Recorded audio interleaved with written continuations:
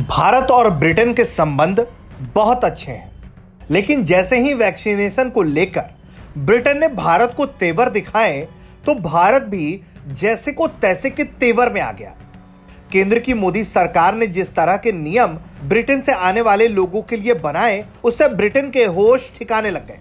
पहले वो भारत के कोविड वैक्सीन को मान्यता देने को भी राजी नहीं था, लेकिन जैसे ही उसने भारत के लाल आंख को देखा, वो वैसे ही भारत के साथ दोस्ती के गाने गाने लगा और भारत के तय मानकों पर अपनी रजामंदी भी जताने लगा। अब यही कारण है कि दोनों देशों के प्रमुख के बीच बातचीत भी हुई है। ब्रिटेन की इंटरनेशनल ट्रैवल गाइडलाइन को लेकर उपजे हालिया विवाद के खत्म होने के बाद प्रधानमंत्री नरेंद्र मोदी और ब्रिटिश के पीएम बोरिस जॉनसन के बीच फोन पर बातचीत होती है। दोनों के बीच में वैक्सीनेशन सर्टिफिकेट, अफगानिस्तान समेत विभिन्न मुद्दों पर विस्तार से चर्चा हुई। बातचीत के दौरान दोनों नेता इस बात पर सहमत हुए कि ब्रिटेन द्वारा भारतीय वैक्सीन सर्टिफिकेट को मान्यता देना एक स्वागत योग्य कदम भी है। पीएम मोदी और बोरिस जॉनसन ने भारत यूके एजेंडा 2030 पर भी चर्चा की। ग्लासगो में आगामी COP26 के संदर्भ में जलवायु परिवर्तन पर विचारों का आदान प्रदान किया और अफगानिस्तान सहित क्षेत्रीय मुद्दों पर भी बातचीत की।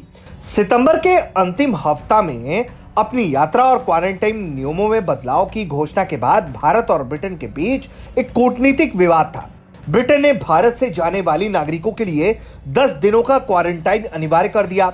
इसके बाद पूरा विवाद शुरू हुआ। भारत ने करारा जवाब देते हुए ब्रिटेन से देश में आने वाले लोगों के लिए वैसा ही नियम लागू कर दिया था।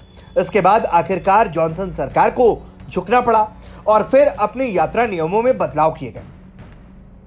ब्रिटेन जाने वाले भारतीयों को अब क्वारंटीन नहीं रहना पड़ेगा।